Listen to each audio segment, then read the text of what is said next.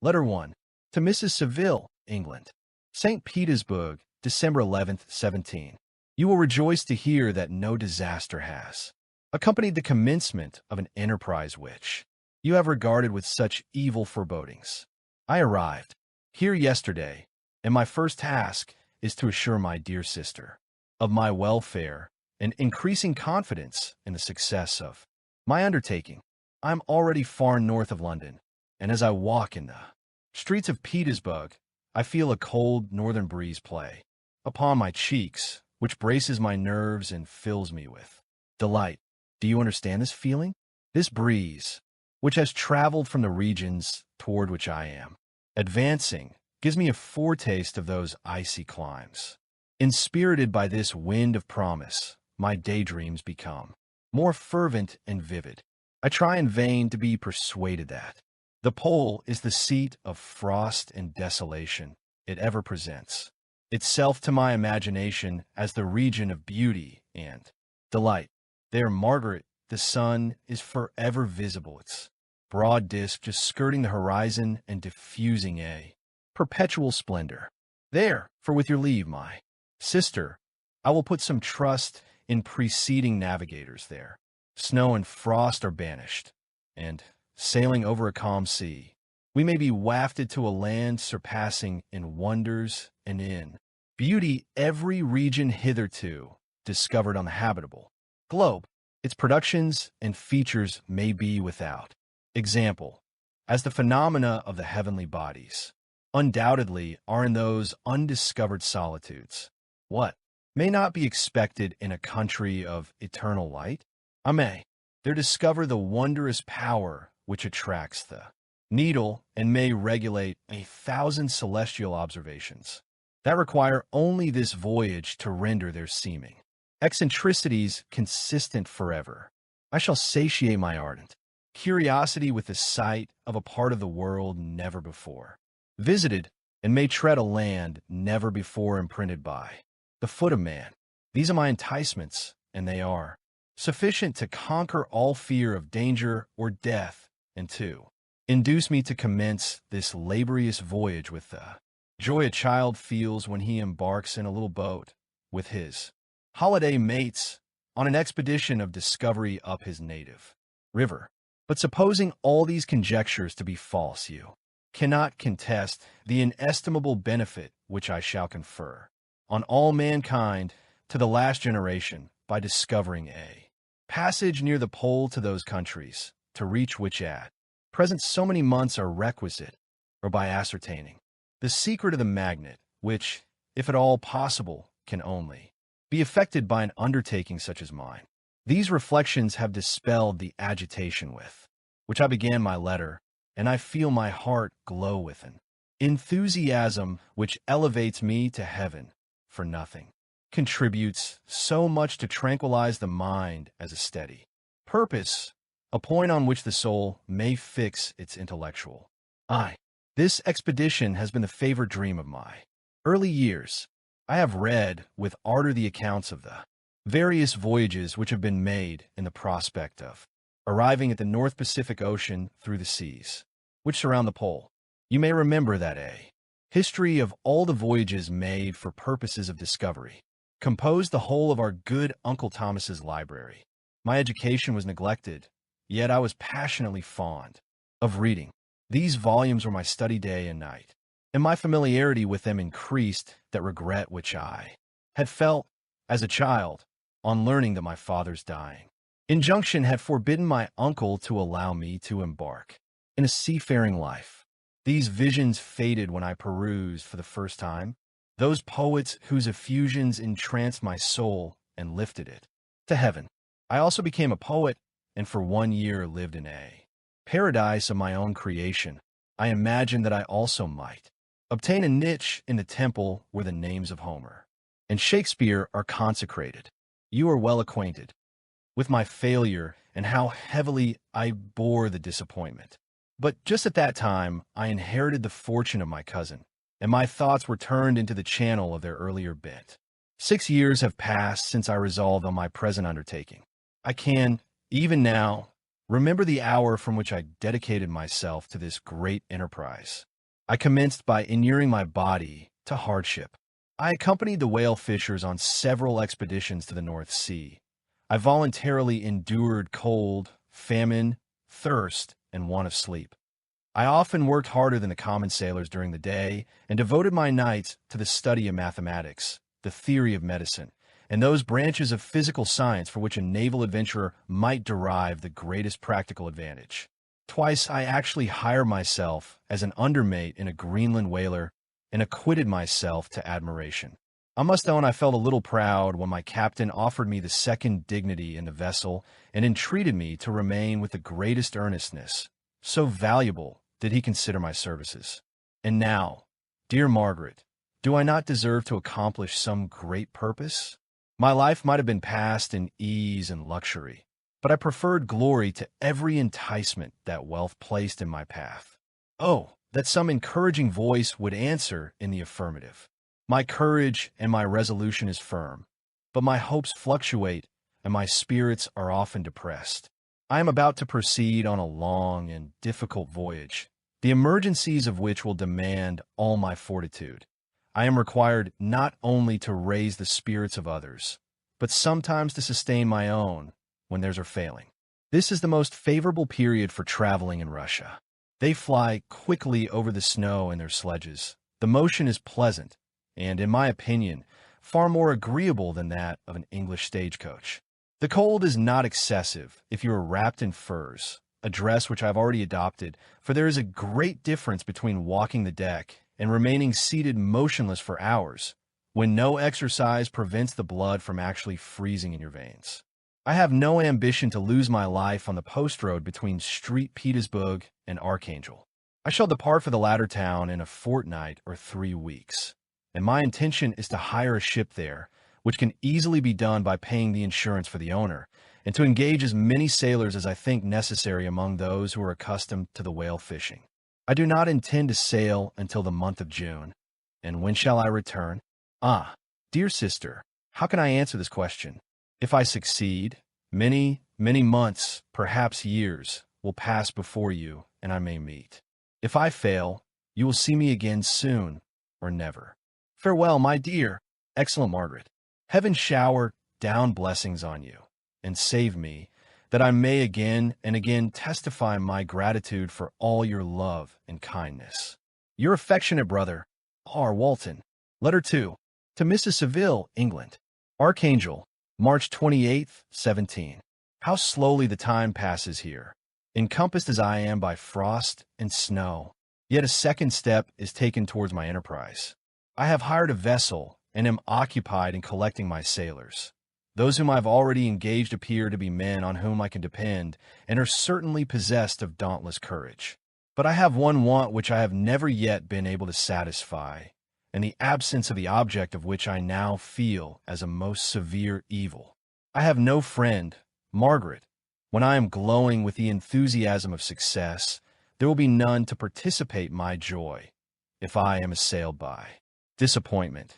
No one will endeavor to sustain me in dejection. I shall commit my thoughts to paper, it is true, but that is a poor medium for the communication of feeling. I desire the company of a man who could sympathize with me, whose eyes would reply to mine. You may deem me romantic, my dear sister, but I bitterly feel the want of a friend. I have no one near me, gentle yet courageous, possessed of a cultivated as well as of a capacious mind, whose tastes are like my own, to approve or amend my plans. How would such a friend repair the faults of your poor brother? I am too ardent in execution and too impatient of difficulties. But it is a still greater evil to me that I am self-educated. For the first 14 years of my life, I ran wild on a common and read nothing but our Uncle Thomas's books of voyages. At that age, I became acquainted with the celebrated poets of our own country. But it was only when it had ceased to be in my power to derive its most important benefits from such a conviction that I perceived the necessity of becoming acquainted with more languages than that of my native country. Now I am 28 and am in reality more illiterate than many schoolboys of 15. It is true that I have thought more and that my daydreams are more extended and magnificent, but they want, as the painters call it, keeping, and I greatly need a friend who would have sense enough not to despise me as romantic and affection enough for me to endeavor to regulate my mind. Well, these are useless complaints. I shall certainly find no friend on the wide ocean, nor even here in Archangel, among merchants and seamen. Yet some feelings, unallied to the dross of human nature, beat even in these rugged bosoms. My lieutenant, for instance, is a man of wonderful courage and enterprise. He is madly desirous of glory, or rather, to word my phrase more characteristically, of advancement in his profession. He is an Englishman, and in the midst of national and professional prejudices, unsoftened by cultivation, retains some of the noblest endowments of humanity. I first became acquainted with him on board a whale vessel. Finding that he was unemployed in this city, I easily engaged him to assist in my enterprise. The master is a person of an excellent disposition and is remarkable in the ship for his gentleness and the mildness of his discipline. This circumstance, added to his well-known integrity and dauntless courage, made me very desirous to engage him. A youth passed in solitude, my best years spent under your gentle and feminine fosterage has so refined the groundwork of my character that I cannot overcome an intense distaste to the usual brutality exercised on board ship. I have never believed it to be necessary, and when I heard of a mariner equally noted for his kindliness of heart and the respect and obedience paid to him by his crew, I felt myself peculiarly fortunate in being able to secure his services. I heard of him first in rather a romantic manner, from a lady who owes to him the happiness of her life. This, briefly, is his story. Some years ago, he loved a young Russian lady of moderate fortune, and having amassed a considerable sum in prize money, the father of the girl consented to the match. He saw his mistress once before the destined ceremony, but she was bathed in tears and, throwing herself at his feet, entreated him to spare her, confessing at the same time that she loved another, but that he was poor and that her father would never consent to the union. My generous friend reassured the suppliant, and on being informed of the name of her lover, instantly abandoned his pursuit. He had already bought a farm with his money, on which he had designed to pass the remainder of his life.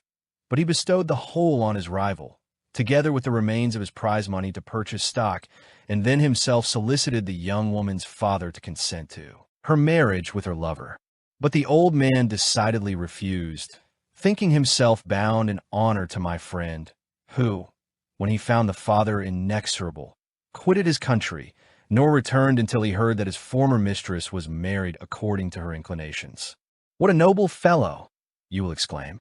He is so, but then he is wholly uneducated. He is as silent as a Turk, and a kind of ignorant carelessness attends him, which, while it renders his conduct the more astonishing, detracts from the interest and sympathy which otherwise he would command. Yet do not suppose, because I complain a little, or because I can conceive a consolation for my toils which I may never know, that I am wavering in my resolutions. Those are as fixed as fate, and my voyage is only now delayed until the weather shall permit my embarkation.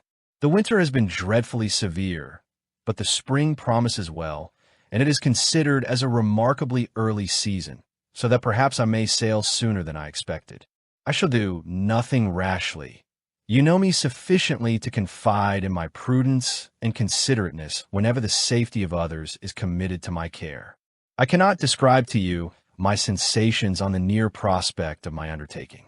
It is impossible to communicate to you a conception of the trembling sensation, half pleasurable and half fearful, with which I am preparing to depart.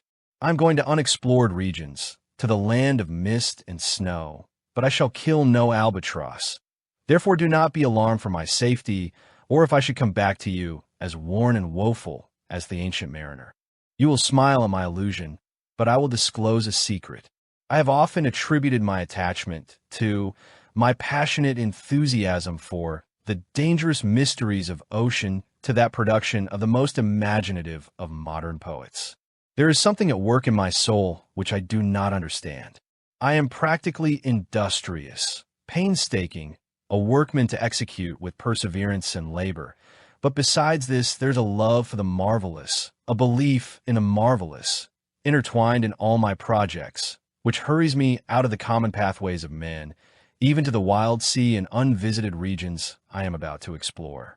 But to return to dearer considerations, shall I meet you again, after having traversed immense seas and returned by the most southern cape of Africa or America? I dare not expect such success, yet I cannot bear to look on the reverse of the picture. Continue for the present to write to me by every opportunity. I may receive your letters on some occasions when I need them most to support my spirits. I love you very tenderly. Remember me with affection, should you never hear from me again. Your affectionate brother, Robert Walton. Letter 3. To Mrs. Seville, England, July 7th, 17. My dear sister, I write a few lines in haste to say that I am safe and well advanced on my voyage. This letter will reach England by a merchantman now on its homeward voyage from Archangel. More fortunate than I, who may not see my native land, perhaps for many years. I am, however, in good spirits. My men are bold and apparently firm of purpose, nor do the floating sheets of ice that continually pass us, indicating the dangers of the region towards which we are advancing, appear to dismay them. We have already reached a very high latitude, but it is the height of summer, and although not so warm as in England, the southern gales, which blow us speedily towards those shores which I so ardently desire to attain, breathe a degree of renovating warmth which I had not expected. No incidents have hitherto befallen us that would make a figure in a letter. 1 or 2 stiff gales and the springing of a leak are accidents which experienced navigators scarcely remember to record, and I shall be well content if nothing worse happened to us during our voyage. Adieu, my dear Margaret. Be assured that for my own sake, as well as yours, I will not rashly encounter danger. I will be cool, persevering, and prudent, but success shall crown my endeavors. Wherefore not? Thus far I have gone, tracing a secure way over the pathless seas, the very stars themselves being witnesses and testimonies of my triumph. Why not still proceed over the untamed yet obedient element? What can stop the determined heart and resolved will of man? My swelling heart involuntarily pours itself out thus. But I must finish. Heaven bless my beloved sister. R.W. Letter 4. To Mrs. Seville, England, August 5th, 17. So strange an accident has happened to us that I cannot forbear recording it, although it is very probable that you will see me before these papers can come into your possession. Last Monday, July 31st, we were nearly surrounded by ice, which closed in the ship on all sides, scarcely leaving her the sea room in which she floated. Our situation was somewhat dangerous, especially as we were compassed round by a very thick fog. We accordingly lay to, hoping that some change would take place in the atmosphere and weather. About 2 o'clock the mist cleared away, and we beheld, stretched out in every direction, vast and irregular plains of ice, which seemed to have no end. Some of my comrades groaned, and my own mind began to grow watchful with anxious thoughts, when a strange sight suddenly attracted our attention and diverted our solicitude from our own situation. We perceived a low carriage, fixed on a sledge and drawn by dogs, pass on towards the north, at the distance of half a mile. A being which had the shape of a man, but apparently of gigantic stature, sat in the sledge and guided the dogs.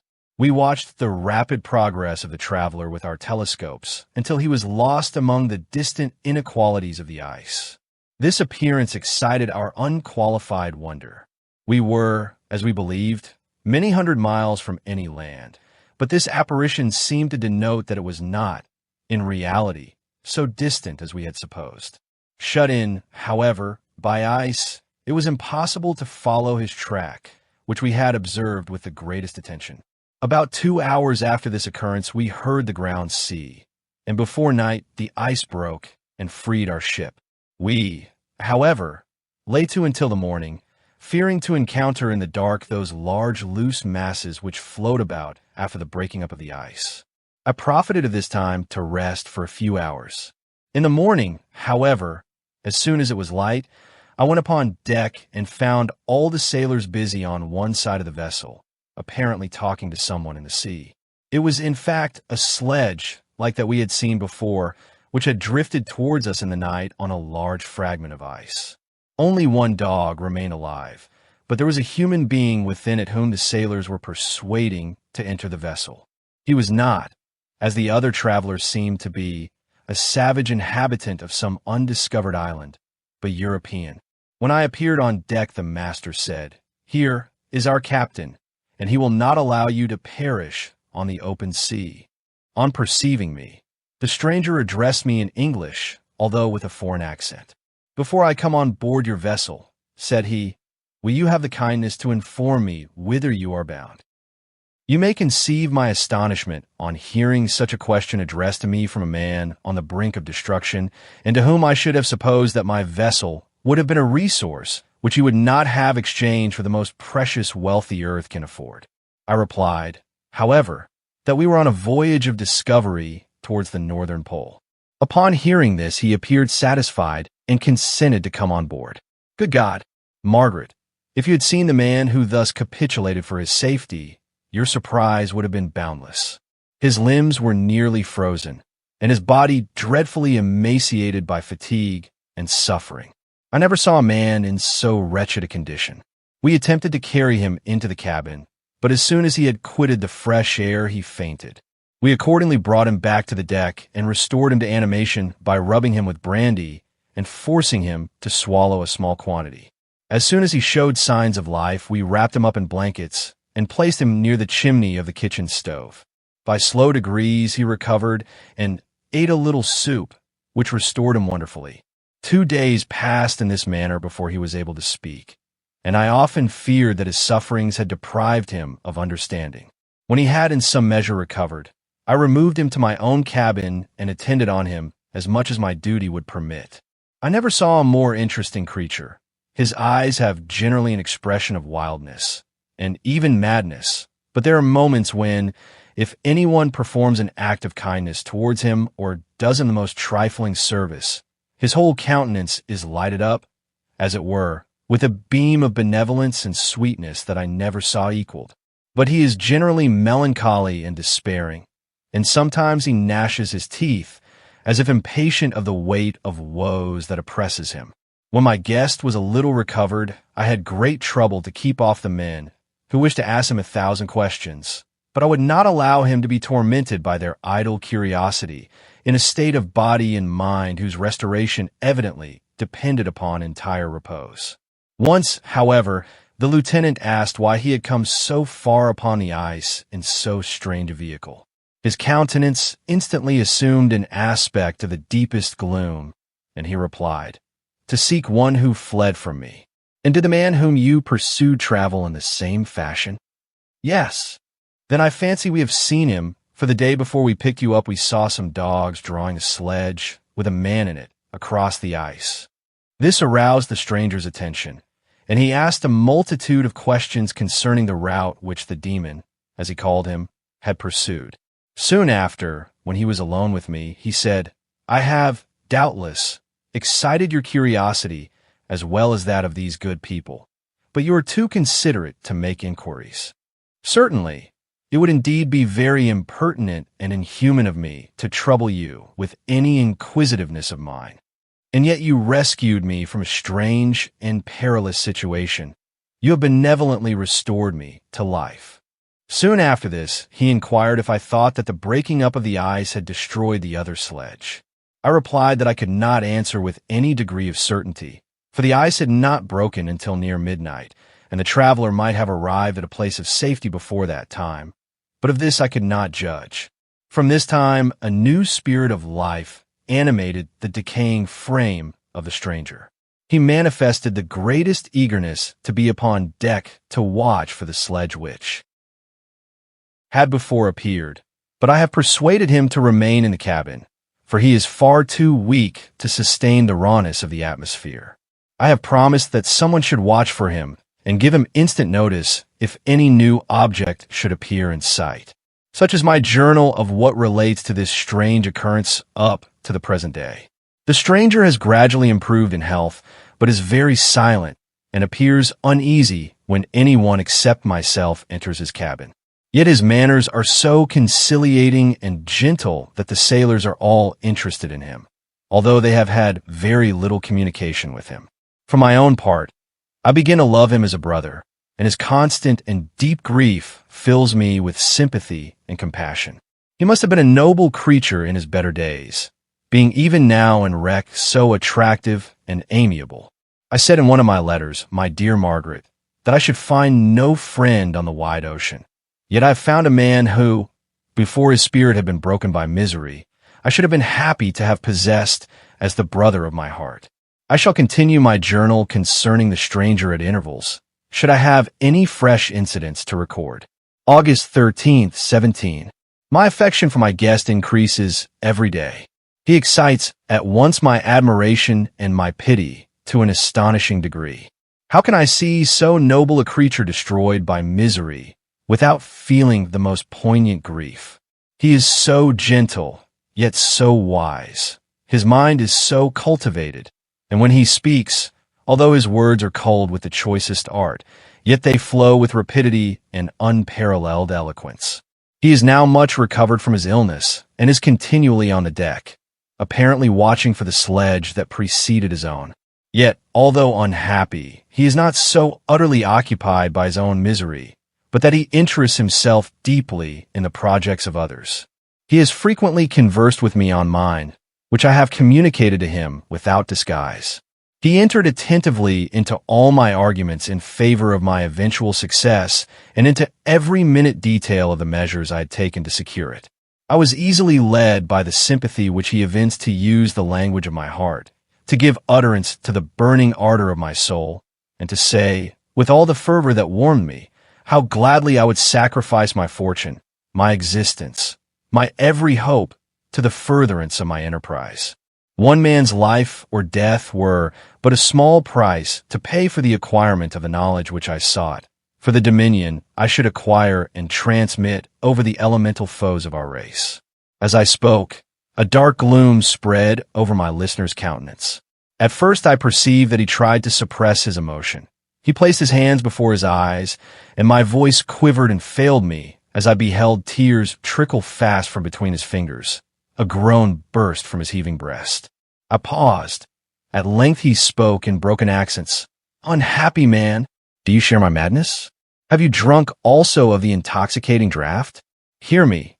Let me reveal my tale, and you will dash the cup from your lips." Such words, you may imagine, strongly excited my curiosity, but the paroxysm of grief that had seized the stranger overcame his weakened powers, and many hours of repose and tranquil conversation were necessary to restore his composure. Having conquered the violence of his feelings, he appeared to despise himself for being the slave of passion, and quelling the dark tyranny of despair, he led me again to converse concerning myself personally. He asked me the history of my earlier years. The tale was quickly told, but it awakened various trains of reflection.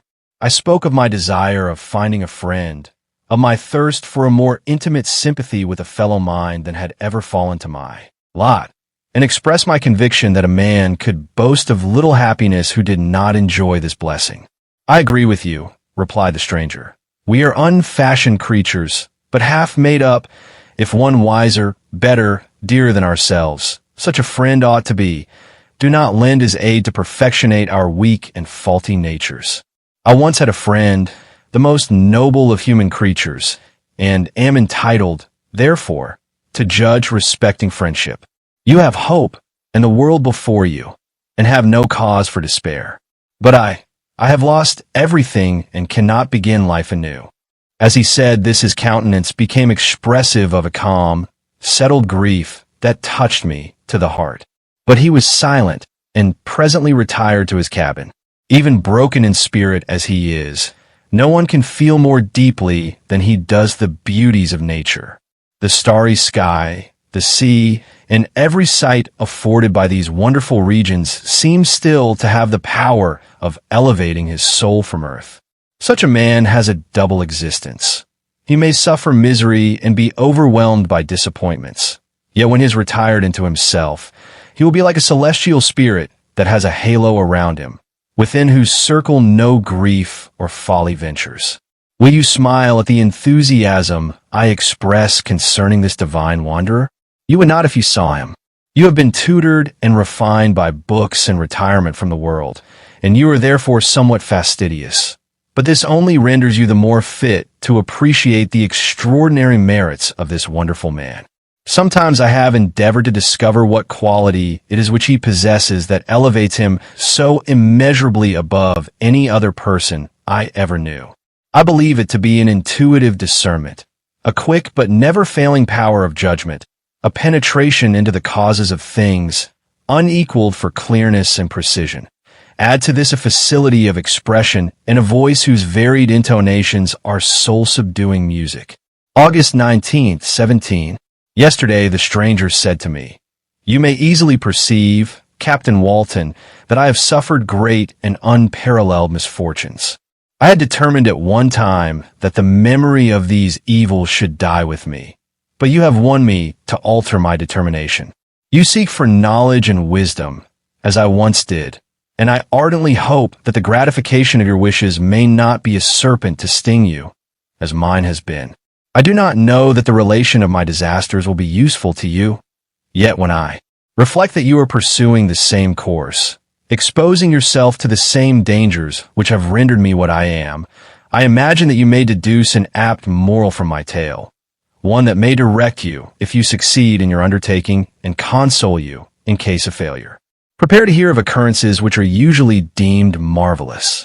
Were we among the tamer scenes of nature, I might fear to encounter your unbelief, perhaps your ridicule. But many things will appear possible in these wild and mysterious regions, which would provoke the laughter of those unacquainted with the ever-varied powers of nature. Nor can I doubt but that my tale conveys in its series internal evidence of the truth of the events of which it is composed. You may easily imagine that I was much gratified by the offered communication, yet I could not endure that he should renew his grief by a recital of his misfortunes. I felt the greatest eagerness to hear the promised narrative, partly from curiosity and partly from a strong desire to ameliorate his fate if it were in my power. I expressed these feelings in my answer. "I thank you," he replied, "for your sympathy, but it is useless. My fate is nearly fulfilled. I wait but for one event, and then I shall repose in peace." "I understand your feeling," continued he, perceiving that I wished to interrupt him. "But you are mistaken, my friend, if thus you will allow me to name you. Nothing can alter my destiny. Listen to my history, and you will perceive how irrevocably it is determined." He then told me that he would commence his narrative the next day when I should be at leisure. This promise drew from me the warmest thanks. I have resolved every night, when I am not imperatively occupied by my duties, to record, as nearly as possible in his own words, what he has related during the day. If I should be engaged, I will at least make notes. This manuscript will doubtless afford you the greatest pleasure, but to me, who know him and who hear it from his own lips, with what interest and sympathy shall I read it in some future day? Even now, as I commence my task, his full-toned voice swells in my ears. His lustrous eyes dwell on me with all their melancholy sweetness. I see his thin hand raised in animation, while the lineaments of his face are irradiated by the soul within. Strange and harrowing must be his story, frightful the storm which embraced the gallant vessel on its course and wrecked it. Thus,